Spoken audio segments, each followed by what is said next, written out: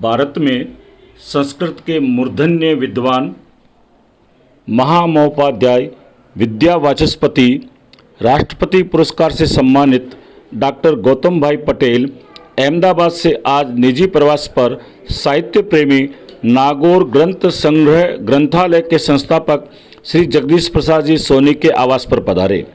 Doctor Gautam भाई पटेल ने Saint Xavier college Ahmedabad में 37 वर्षों तक संस्कृत विषय का अध्यापन करवाया।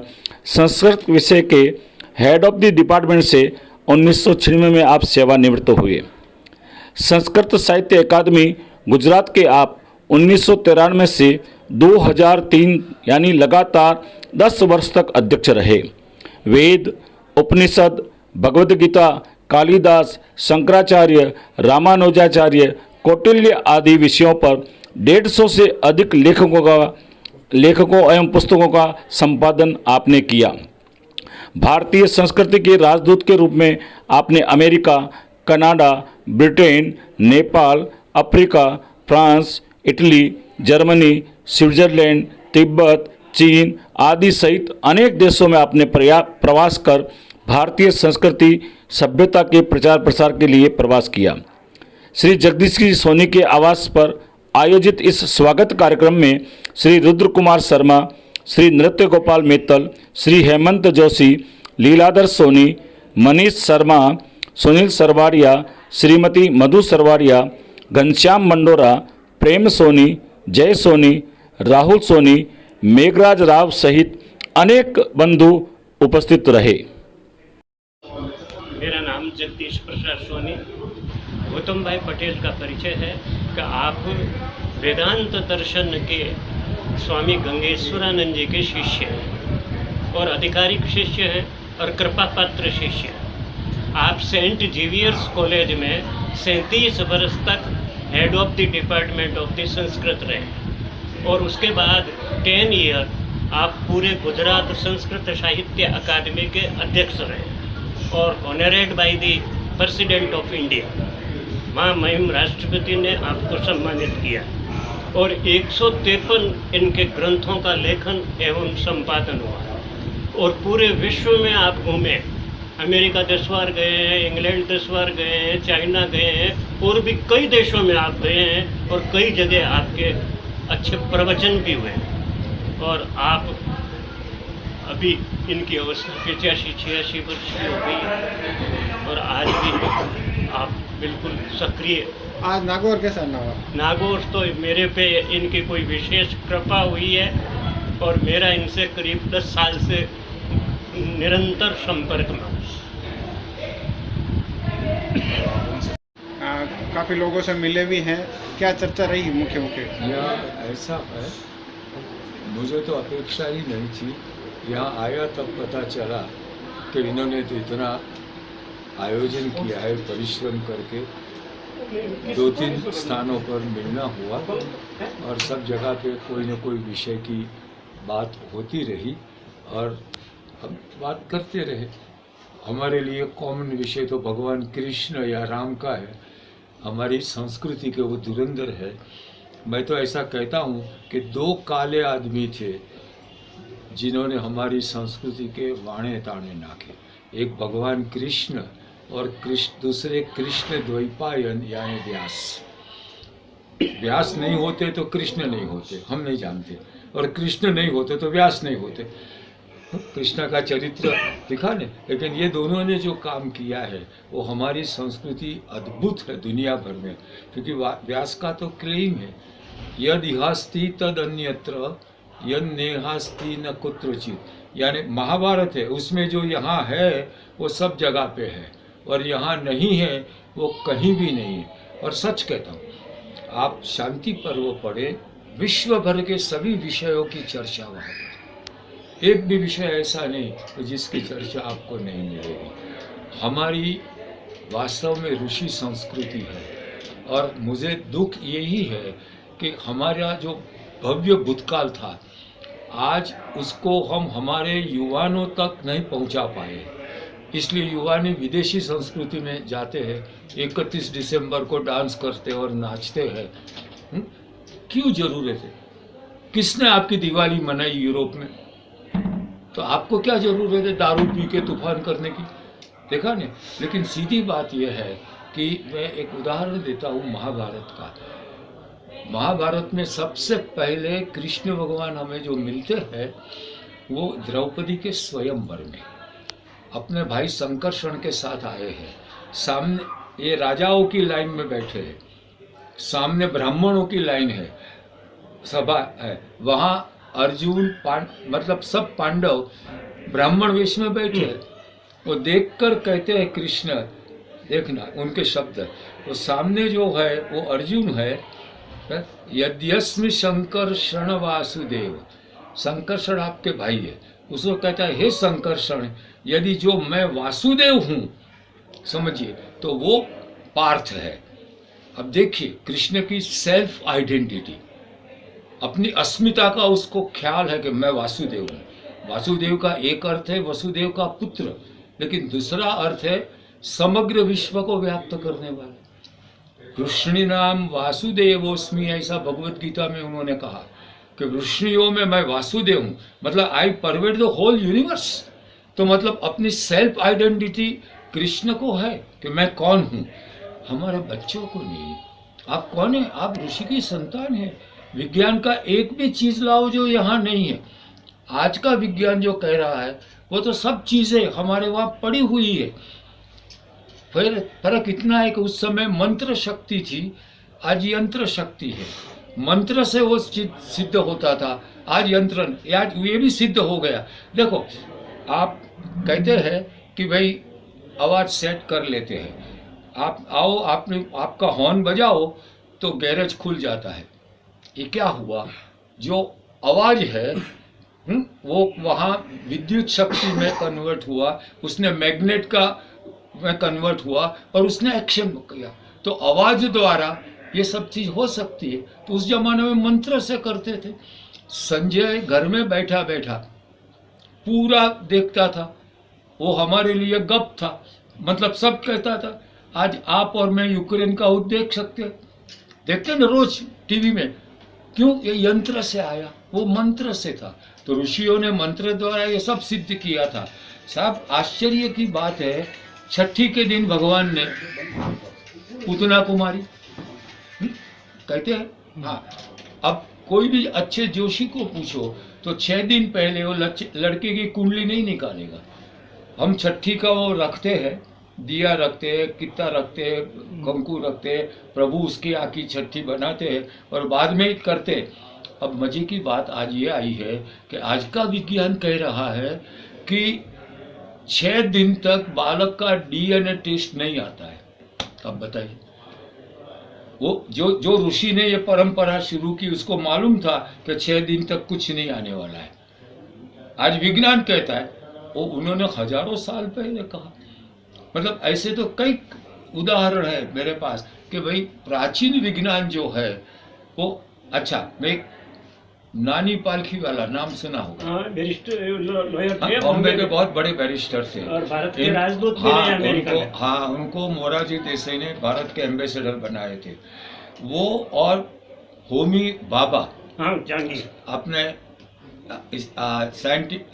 एटॉमिक सेंटर के चेयरमैन, दोनों पूना गए। पूना में किसी ने कहा कि चलो चमत्कार दिखाए, तो कहा हम चमत्कार में नहीं मानते हैं, वी आर रैशनलिस्ट, हम पढ़े लिखे आदमी हैं, बुद्धिजीवी है। उसने बहुत आग्रह किया तो जाना पड़ा। वो गए, कोई छोटे गांव में ले गए 5-25 किलोमीटर दूर पूना से। वो बैठे हैं, खटिया बिछाई, उसमें बैठे, सामने वो आदमी को बुलाया गया, चमत्कार दिखा। वो पालखी वाला को कहता है कि आपकी जेब में क्या है? तो उसने बोला ये भी मेरा पर्स है। तो उसने निकाला, अच्छा नोट निकालो। तो उसने 1 रुपये की नोट निकाली। वो 20 फुट दूर बैठा है, कागज पेंसिल लेकर लिख कर देता है और कहता है कि लीजिए आपकी नोट का नंबर। और जब दिखा तो बिल्कुल वही नंबर छपा हुआ था, वही वहां लिखा हुआ था। अब मजे की बात है, नानी पालखी वाला कहता है कि मैंने होमी बाबा से पूछा कि well Baba, what your science says about it, आपका विज्ञान क्या कहता है इस बारे में? बाबा भी बड़े विद्वान थे, एटॉमिक साइंटिफिक केमिस्ट्री के चेयरमैन, उसने उत्तर दिया, अद्भुत उत्तर दिया। उसने कहा I can not deny it because it has happen in my presence. मैं इसको गलत नहीं कह सकता हूँ क्योंकि मेरी उपस्थिति में हुआ है, गलत कैसे कहूँगा मैं? तो मैं इतना कहूँगा, my science has yet to reach the stage by which it could explain it. आज मेरे विज्ञान को वो कक्षा तक पहुंचना बाकी है को समझा पाए कि कैसे हुआ। विज्ञान can not create, science can not create, science can explain, while मंत्र शक्ति कैन क्रिएट इट। देखा ना ये? और तो अभी भी कई हमारी शोध ऐसी है ऋषियों की जो अभी भी विज्ञान को वहाँ पहुँचना बाकी है। इसलिए मुझे तो गौरव है कि मैं ये ऋषि की संतान हूँ। और मेरे सब विद्यार्थियों को मैं यही कहता हूँ कि भाई, मनु भगवान ने कहा है कि एतद् देश प्रसूतस्य सकाशाद अग्रजन्मनः संस्वम चरित्रम शिक्षेरन पृथिव्याम सर्वमाधव। डॉक्टर राधाकृष्णन ने कोट किया है और उसने बिल्कुल लिखा कि हमारा वो क्लेम था कि इस देश में उत्पन्न जो विद्वान लोग थे उससे सारी दुनिया के लोग अपना चरित्र कैसा होना वो सीखे। मीन्स हम विश्वगुरु थे। मैं तो कह रहा हूँ आज भी है। हमें वो सभानता, समझे, वो आइडेंटिटी, वो सेल्फ आइडेंटिटी हमारे विद्यार्थियों में, हमारे समाज में लानी है। मैं धन्यवाद देता हूँ हमारे प्राइम मिनिस्टर को कि उन्होंने ये शुरू किया और धीरे धीरे भगवत गीता टैक्स बनने लगा। गुजरात में भी आ गई, महाराष्ट्र में भी होगी, मध्य भारत में आ गई। या क्योंकि वो गीता बालकों के लिए कैसी करनी उसकी तैयारी रविंद्र कर रहा है, मेरा विद्यार्थी। उसने मुझे बताया, हाँ, उसने मुझे बताया कि ये बात तो 6 महीने पहले आई थी, लेकिन गुजरात में सत्ता परिवर्तन हुआ नहीं तो फाइल दब गई थी। अब फिर शुरू हुए, इन लोगों ने डिक्लेयर किया। तो मोदी नई पद्धति, क्योंकि हमारा भगवत गीता जो है उसमें भाई ऐसा स्पष्ट लिखा है कि अध्यात्म विद्या विद्या नाम, सभी विद्याओं में भगवान कहते हैं मैं अध्यात्म विद्या हूँ।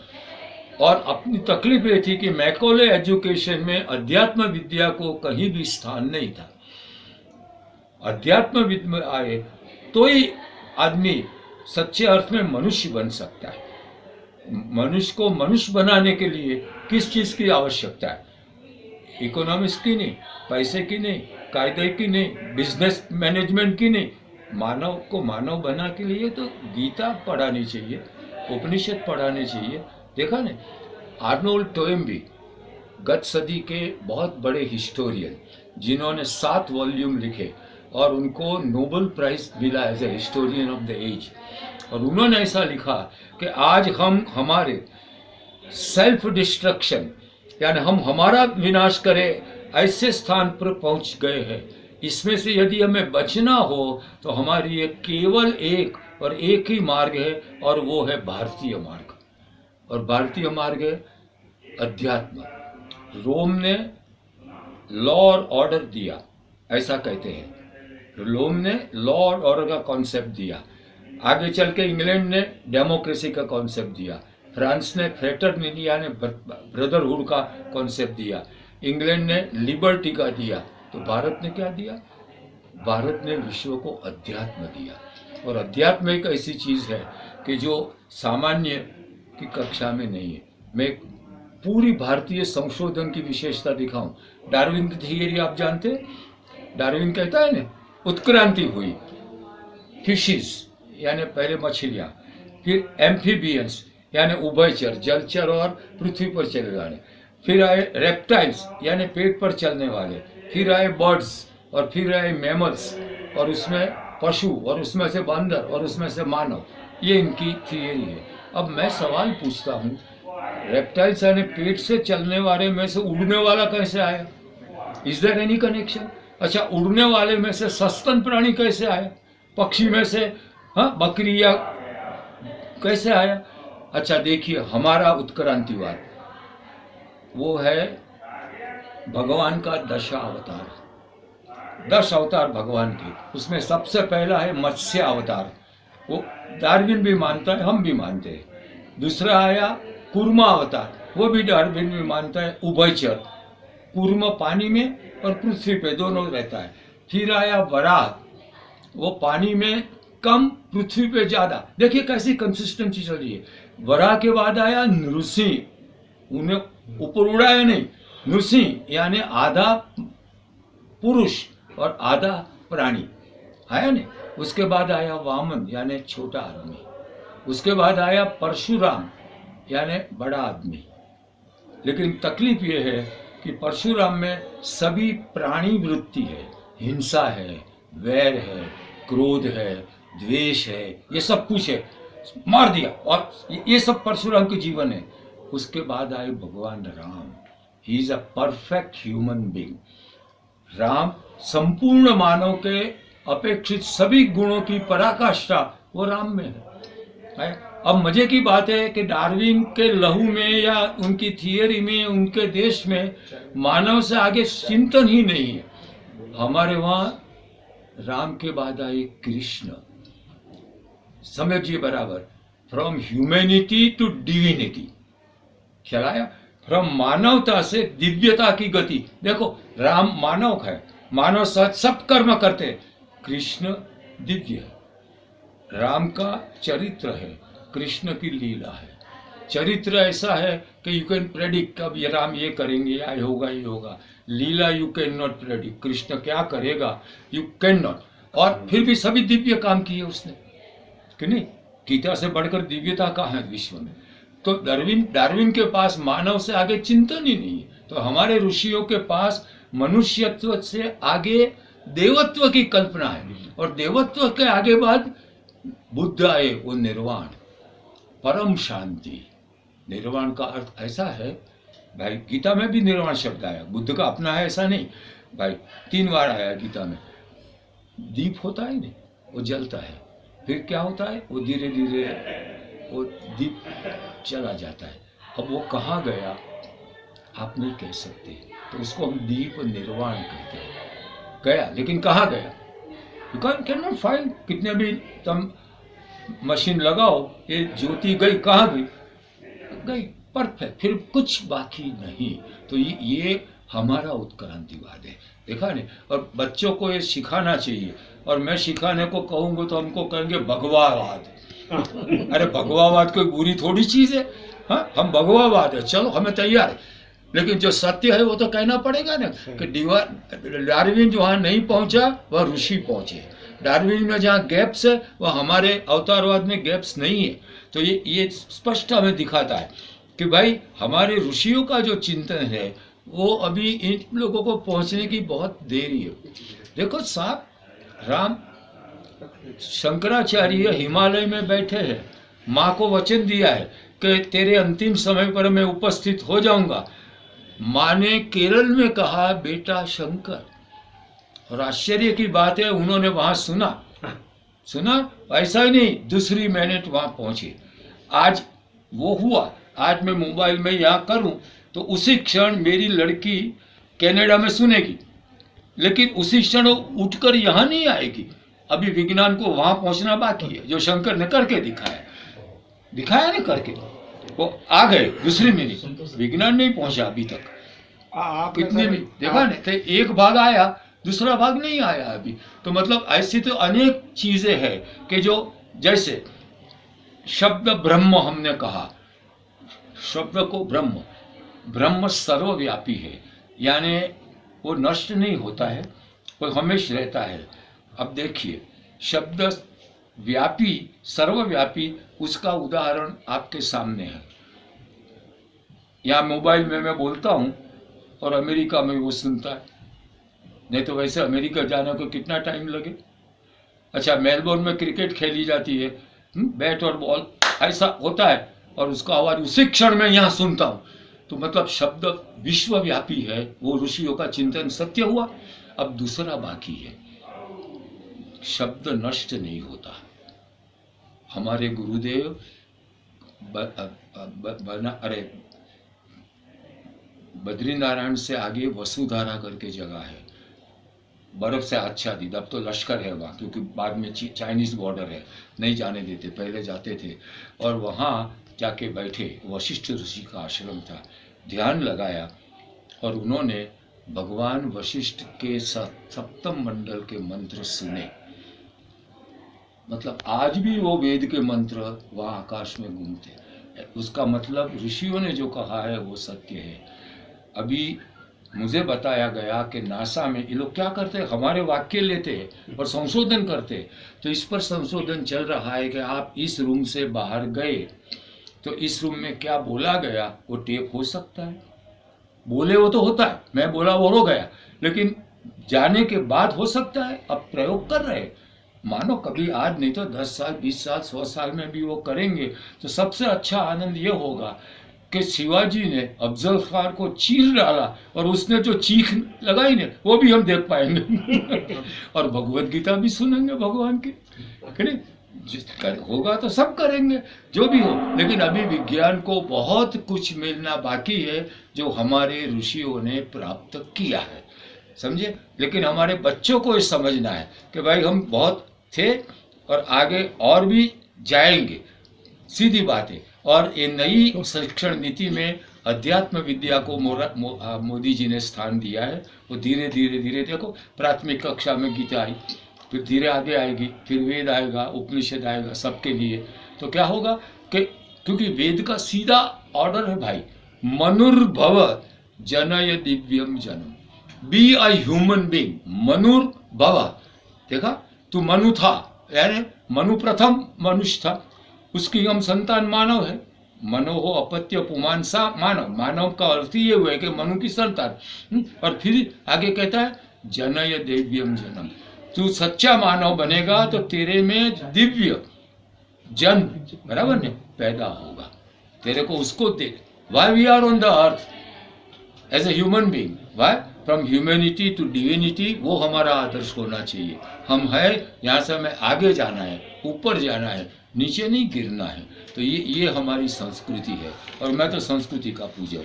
आपने काफ़ी किताबें लिखी है, मुख्य आपने जो किताबें लिखी है, कह रहे हैं 153 किताबें लिखी है, मुख्य जो आपका सब्जेक्ट क्या रहा? कि मुख्य सब्जेक्ट हाँ, ऐसा है भैया, वेद में पढ़ा हूँ, वेद में पुस्तकें लिखी है। अच्छा। मेरा वैदिक साहित्य और संस्कृति पुस्तक, उसकी 4 आवृत्तियाँ हुई। विष्णु सहस्त्र की 9 आवृत्तियाँ हैं। मैंने कंप्लीट वर्क्स ऑफ शंकराचार्य का काम किया है, 12 वॉल्यूम है उसके, शायद यहाँ भी होंगे कोई। यहाँ वो पढ़े सामने देखा। अच्छा, फिर Kalidas, complete works of Kalidas, वो भी मैंने काम किया है। मतलब भास पर भी किया। फिर भागवत मैंने 12 साल पढ़ाया। मतलब वेद में लिखा, उपनिषदों पे लिखा, भागवत में काम किया, फिर गीता में किया, देखा। और साहित्य में भास, कालिदास, भवभूति, जगन्नाथ, वो सब किया। अभी छिल्ला ये लास्ट प्रोजेक्ट जो है वो है जगन्नाथ की गंगा लहरी, जो बहुत प्रसिद्ध है। उसको 34 लैंग्वेजेस में मैंने अनुवाद करवाया जुदे विद्वानों से। पहले 24 में किया था, इसे 28, और फिर 6 विदेशी भाषा ली, उसमें रशियन और चाइनीज़, फिर गल्फ में से पर्शियन और अरेबिक, और यूरोप में से जर्मन, इंग्लिश तो थी, जर्मन और फ्रेंच, और ऐसा मिलके 34 लैंग्वेजेस। डायरेक्ट श्लोक जगन्नाथ का उसमें अनुवाद, और फिर भगवत गीता, अरे गंगा, वेद में गंगा, फिर रामायण में गंगा, महाभारत में गंगा, साहित्य में गंगा, ज्योतिष में गंगा, तंत्र में गंगा, पुराणों में गंगा, फिर सब जगह पे गंगा के बारे में। और आधुनिक युग में भी ब्रिटिशरों ने लिखा, मतलब क्रिश्चियनों ने लिखा, जैनों ने गंगा के लिए लिखा, मुसलमानों ने लिखा, वो भी मैंने दिया। एक ही उदाहरण देकर पूरा करता हूँ भाई। खान खाना रहीम करके कवि हुए, वो संस्कृत जानते थे, तो उन्होंने ऐसा कहा कि हे माँ गंगा, जब मेरा जीवन का अंत आए तो मुझे हरता दे या न हरिता, मुझे हरता प्रदान करना, हरिता नहीं।